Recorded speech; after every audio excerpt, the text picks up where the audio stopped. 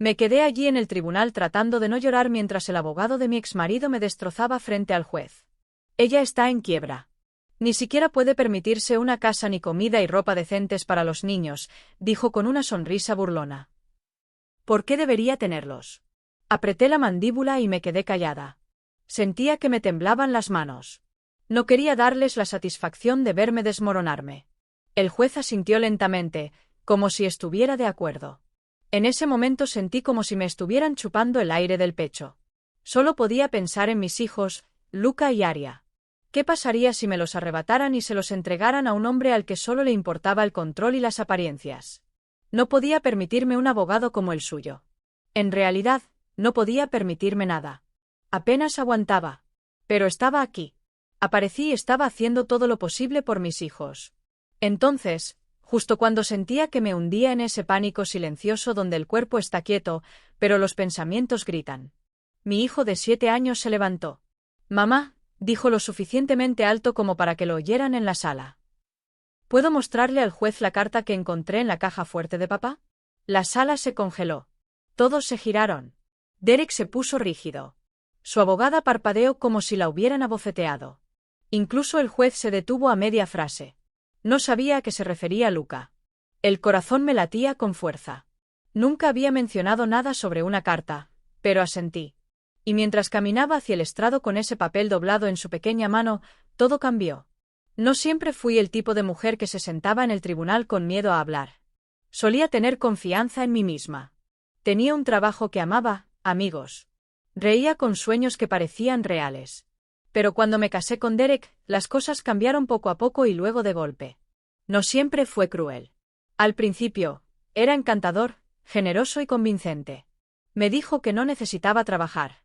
Dijo que debía quedarme en casa, criar a los niños y dejar que él se encargara del dinero. «Ya has hecho suficiente», dijo una vez. «Te mereces descansar». No me di cuenta de a qué estaba renunciando cuando acepté. Mi independencia, mi voz, mi red de seguridad. Me volví invisible en mi propia vida. Después de que nació nuestra hija Aria, Derek empezó a cambiar. Siempre estaba cansado, siempre crítico. Cada dólar que gastaba era cuestionado. Si compraba pañales sin mirar primero el precio de oferta, me silenciaban durante horas. Si mencionaba que volvía a trabajar a tiempo parcial, me recordaba que no tenía un currículum reciente o decía, «No necesitamos tu ayuda. Necesitamos que seas una buena madre». Para cuando se fue, no tenía nada. Ni ahorros, ni abogado, nadie que me apoyara excepto mis hijos. Cortó la cuenta conjunta y se mudó con alguien nuevo. Contrató a un abogado enseguida. Ni siquiera podía pagarlo. Fui a la clínica jurídica gratuita del juzgado del condado e hice cola durante 2 horas con una carpeta llena de recibos y fotos de mis hijos comiendo macarrones de caja en toallas de papel porque no teníamos platos limpios. Nuestro apartamento era pequeño. Trabajé 2 veces limpiando en negro solo para no pagar el alquiler. No teníamos cable ni internet. Usaba un teléfono prepago y esperaba que no se quedara sin minutos si la escuela necesitaba llamarme. A veces lavaba la ropa de mis hijos a mano en la bañera. El calentador de agua apenas funcionaba, así que hervía agua en la estufa y la mezclaba en cubos. Luca nunca se quejó. Aria tarareaba cancioncitas mientras le fregaba los calcetines.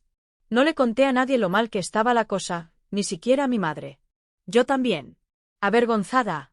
Me había advertido sobre Derek hacía años. Decía que miraba a las personas como si fueran transacciones.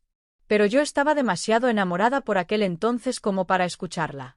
Cuando llegó la fecha del juicio, estaba aterrorizada. Derek había solicitado la custodia completa. Afirmaba que yo no era apta. Dijo, era inestable, pobre, incapaz de darme una buena vida. Su abogado fue brutal. Trajeron hojas de cálculo y fotos de su hermosa casa. Vestían trajes caros y sonreían como si todo estuviera ya decidido. Entré en la sala con un vestido prestado, una chaqueta usada y una carpeta de plástico con el historial escolar, las hojas de asistencia y una carta de nuestro casero confirmando que nunca me había atrasado en un pago. Sabía que no era suficiente, pero tenía que intentarlo. Por Luca, por Aria. Esa mañana, Luca me tomó de la mano mientras subíamos las escaleras del juzgado. «¿Va a estar bien?», preguntó. Sonreí, pero la sentía débil. «Sí, cariño. Todo va a estar bien». Pero no estaba segura. No estaba segura de nada. Solo sabía que amaba a mis hijos. Sabía lo que era vivir sin nada y aún así ponerlos primero. Sabía lo que se sentía llorar en silencio en el baño después de acostarse para que no lo vieran. Sabía cuánto me esforzaba para que su pequeño mundo se sintiera seguro cuando todo a nuestro alrededor temblaba. Dentro de la sala, me senté derecha e inmóvil. Observé a Derek evitar el contacto visual. Escuché a su abogada enumerar todo lo que no tenía. Dinero, vivienda estable, transporte confiable. Dijo que su hijo usa zapatos de segunda mano con agujeros. La maestra de su hija dice que a veces se salta el desayuno. Esto no es negligencia. Esto es pobreza. Y la pobreza no es un delito, pero es un riesgo. Quería gritar. Quería preguntar, ¿dónde estabas cuando me saltaba la cena para asegurarme de que quedara suficiente cereal? ¿Dónde estabas cuando vendía mi anillo de bodas para comprar abrigos para el invierno? Pero guardé silencio. Había aprendido que en el tribunal, la ira no se asemeja a la fuerza. Se asemeja a la inestabilidad. El juez asintió lentamente, como si cada acusación tuviera sentido. Se me encogió el corazón y justo cuando sentía que no podría aguantar el resto de la audiencia, sentí un pequeño tirón en la manga. Luca, mi dulce y valiente hijo. Me miró con los ojos muy abiertos y susurró, «Mamá, ¿puedo decirle algo al juez?» La sala se sintió más fría en cuanto el abogado de Derek empezó a hablar. Caroline caminaba con la confianza de quien ha hecho esto cientos de veces y espera volver a ganar. Se mantuvo erguida, con la voz alta y entrecortada, mientras me contaba su versión de mi vida. Una versión desprovista de verdad, una versión destinada a humillarme. No tiene un trabajo estable. Recibe ayuda financiera irregular. Su apartamento es una vivienda temporal. Los niños merecen algo mejor que una madre que apenas puede alimentarlos. No miré a Derek. No hacía falta. Podía. Ya me imagino su cara. Impasible, relajado, observando cómo se desarrollaba todo como si no tuviera nada que ver, como si mi ruina financiera no hubiera sido cuidadosamente orquestada por él. Fue él quien vació nuestra cuenta conjunta días antes de irnos. Fue él quien se negó a ayudar con las facturas a menos que eso lo hiciera quedar bien delante de sus padres. Pero nada de eso importaba en esa habitación. Lo único que el juez tenía delante eran las hojas de cálculo y las fotos de Derek, fotos de su casa impecable, el refrigerador lleno, los folletos de la escuela privada. Carla hojeó sus documentos con un ritmo tranquilo, sacando mis extractos bancarios. Los levantó como si fueran ropa sucia. Su señoría, como puede ver, mi cliente proporciona un entorno seguro y estable. Los niños tienen sus propias habitaciones, comidas regulares, una niñera. Mientras tanto, la señora Amaro no tiene ingresos documentados ni un empleador verificado. Está atrasada en el pago de los servicios públicos y recibió una advertencia por retraso en el alquiler en febrero. Esta no es una situación segura ni estable para dos niños pequeños. Sentí que me sonrojaba. No mencionó el hecho de que había aceptado todos los trabajos posibles, a menudo limpiando casas por dinero, ya que el trabajo formal no era una opción con dos niños y sin cuidado infantil. No mencionó que el aviso de alquiler se resolvió en cuestión de días ni que había vendido todo lo valioso que tenía para guardar comida en la nevera. El juez no habló de inmediato. Se recostó, mirando los papeles como si confirmaran lo que ya creía, que lo estaba intentando. Pero intentarlo no era suficiente. Quería defenderme para explicarlo todo, pero también sabía cómo quedaría. Me habían advertido que no interrumpiera, que no sonara a la defensiva, que no llorara demasiado ni pareciera demasiado fría. Así que me quedé allí sentada, en silencio, avergonzada, ardiendo de vergüenza y frustración. Mis dedos se clavaron en el borde del asiento. Mantuve la mirada fija en los niños sentados en silencio a mi lado. Aria dibujaba en un papel borrador con un crayón sin brillo. Luca observaba a Derek con los ojos entrecerrados. Entonces Carla dijo la frase que me hirió más que cualquier insulto que hubiera lanzado hasta el momento. ¿Por qué iba a tener a los niños si ni siquiera podía permitirse cuidarlos? ¿A ellos? Resonaba en mi mente. ¿Por qué debería tenerlos? Contuve las lágrimas que me oprimían los ojos. Sabía que mi realidad no impresionaba en el papel. No tenía ropa nueva para ellos. No podía permitirme almuerzos elegantes ni clases de ballet. Pero estaba allí todas las noches. Era yo quien les cepillaba el pelo, revisaba si había monstruos debajo de sus camas y me quedaba despierta hasta tarde cosiendo parches a mano en sus chaquetas porque no podía permitirme nuevas. Nada de eso importaba al tribunal. Solo los números. Números que yo no tenía. El juez me miró con los ojos cargados de duda. Abrió la boca como si estuviera a punto de hablar cuando lo sentí. Ese pequeño tirón en mi brazo otra vez. Luca, Susurró. Mamá, ¿puedo enseñarle al juez la carta que encontré en la caja fuerte de papá? Al principio, no entendí. ¿Qué carta? Lo miré fijamente, confundida, hasta que sacó un papel doblado del bolsillo de su abrigo y lo levantó. Se me revolvió el estómago. No sabía qué era, pero algo en la postura de Dererick cambió. Se incorporó. Los ojos de Carla se clavaron en el papel. Luca, ¿qué es eso? Pregunté en voz baja. No me respondió. Miró al juez. ¿Puedo dártelo? Preguntó. El juez pareció sorprendido, pero asintió. Tráelo aquí. Luca dio un paso adelante, pequeño y firme, pasó junto a la hilera de trajes pulcros y ojos abiertos, y le entregó la carta al juez con ambas manos. La sala se sumió en un silencio extraño y pesado. Pude ver a Derek empezar a sudar. Carla se volvió hacia él, susurrando algo rápidamente, con la confianza flaqueando por primera vez. El juez desdobló el papel. Observé cómo sus ojos recorrían las palabras. Su expresión cambió lentamente, confusión, luego comprensión, luego algo más agudo. Miró directamente a Derek. Señor Maro, dijo. ¿Quiere explicarme esto? En el momento en que el juez pronunció esas palabras, la atmósfera en la sala pareció cambiar. Derek abrió mucho los ojos.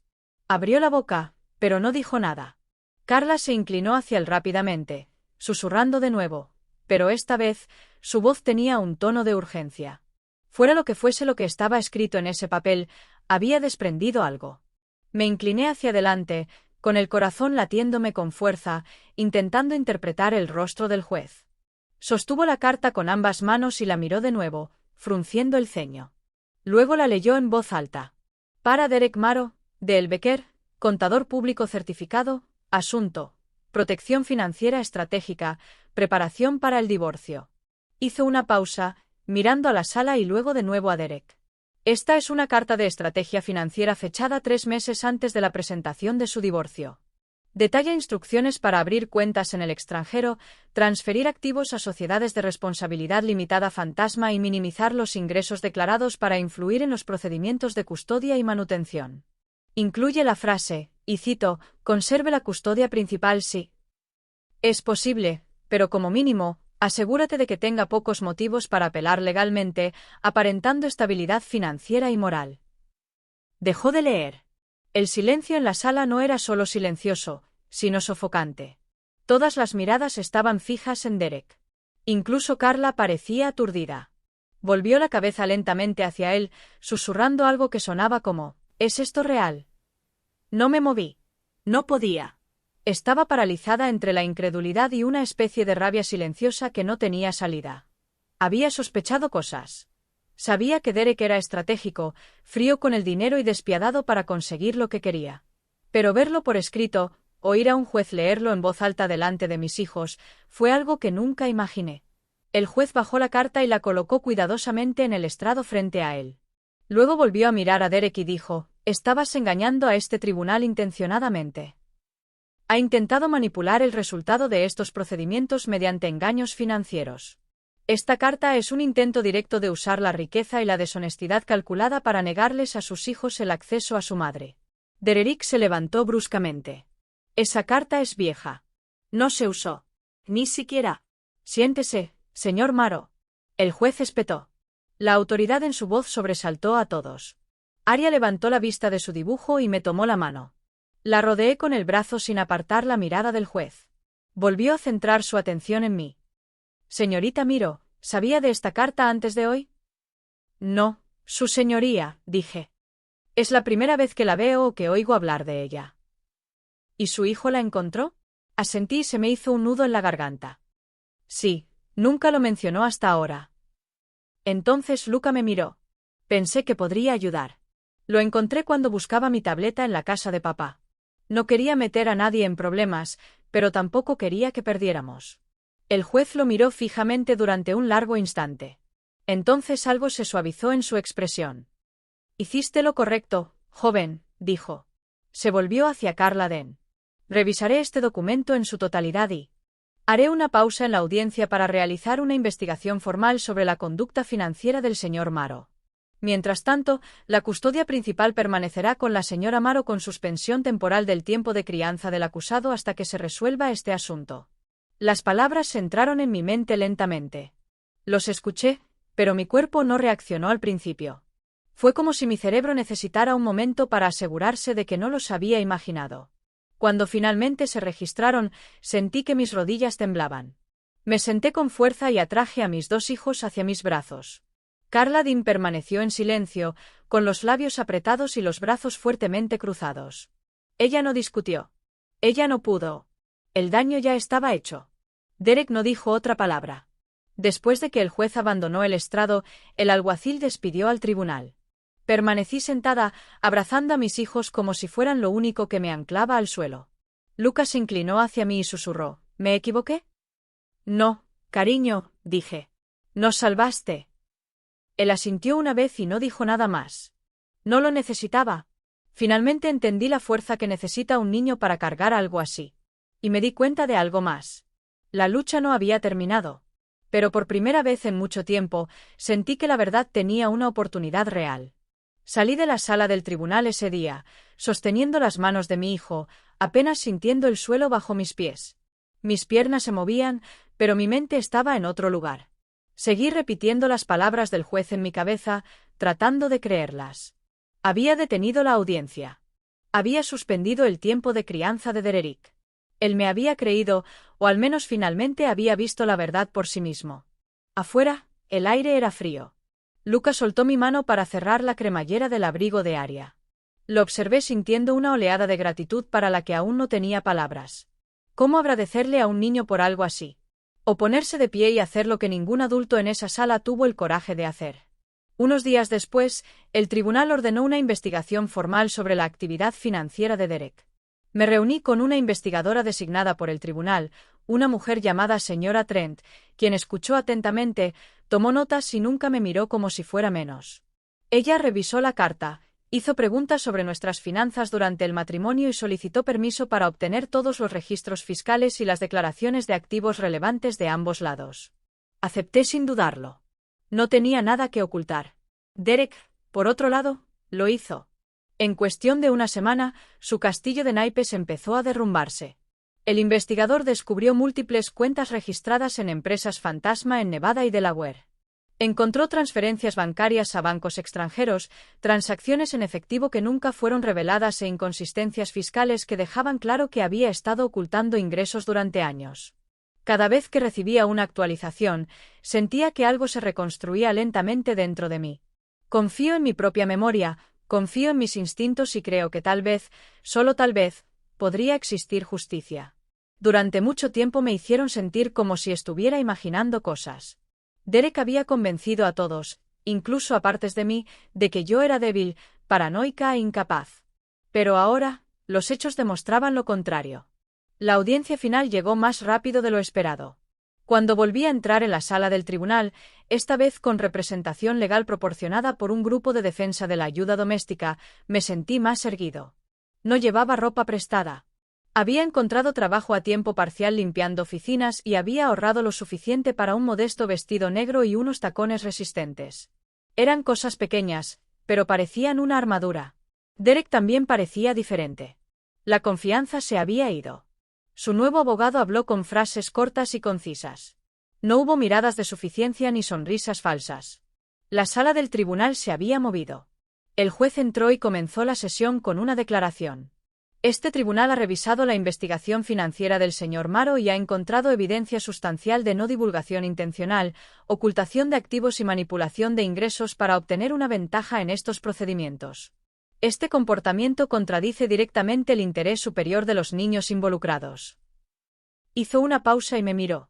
Señorita Maro, en vista de estos hallazgos y su compromiso demostrado con el bienestar de sus hijos en circunstancias difíciles, este tribunal le otorga la custodia física y legal completa de Luca y Aria. Se ordena al señor Maro pagar la manutención infantil retroactiva y estará sujeto a visitas supervisadas en espera de una revisión adicional. No lloré inmediatamente.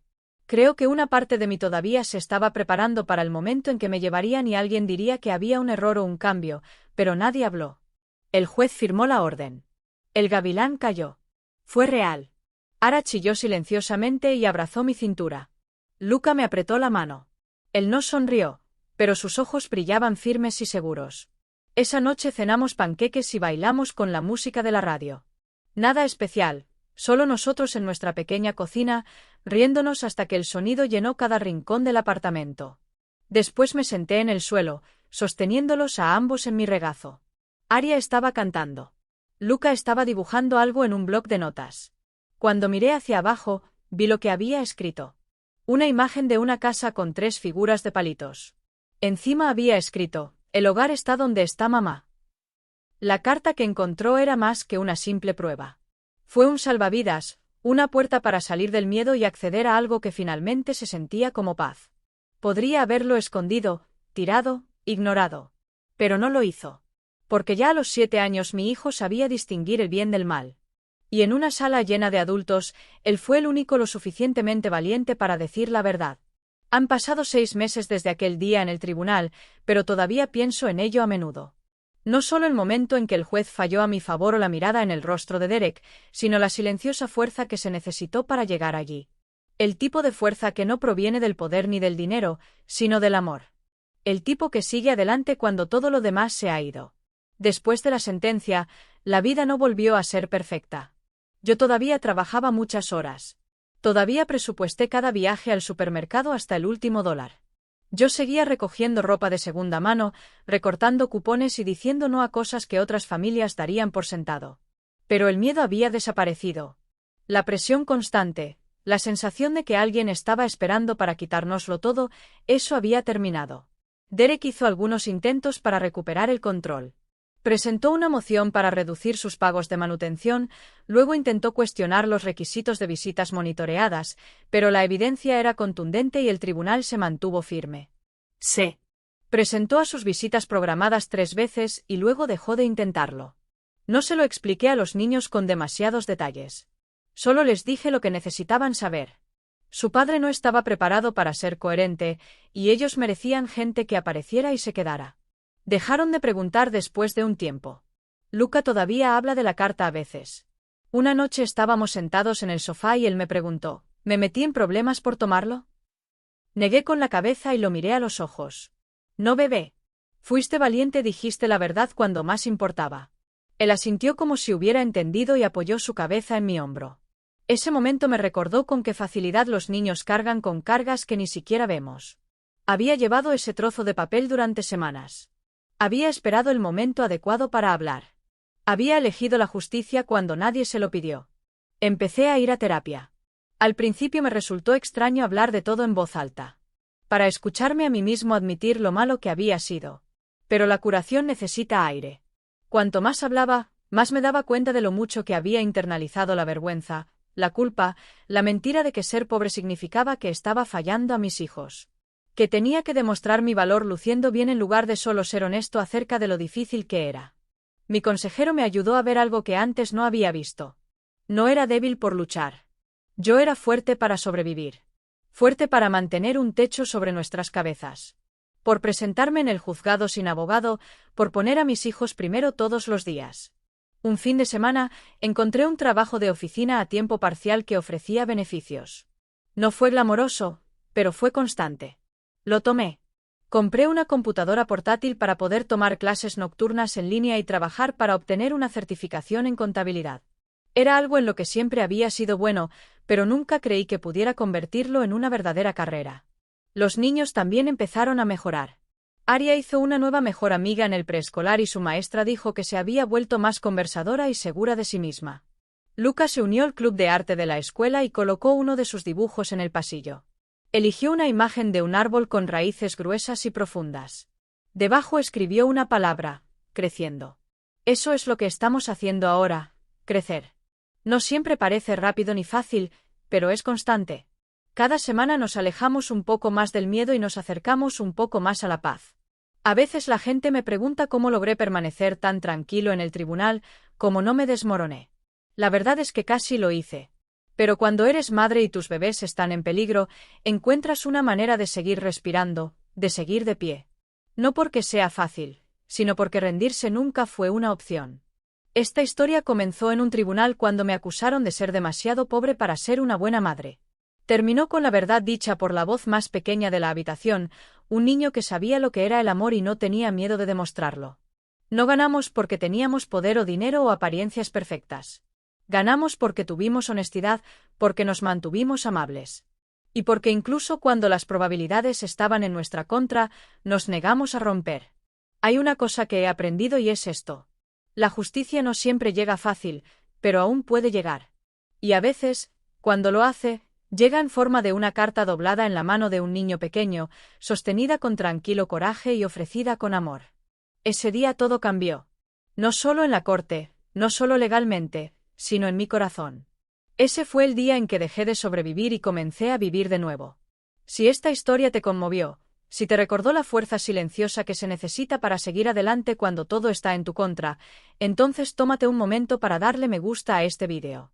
Compártelo con alguien que quizás necesite escuchar que no está solo. Deja un comentario. Ya sea que seas padre, un sobreviviente o alguien que simplemente cree en la verdad y la justicia, tu voz importa aquí. Leí cada uno de ellos. Y si quieres más historias reales sobre resiliencia, amor y lo que significa luchar por lo que más importa, suscríbete al canal. Estamos construyendo una comunidad aquí, una que vea a las personas, no solo sus luchas. Gracias por ser parte de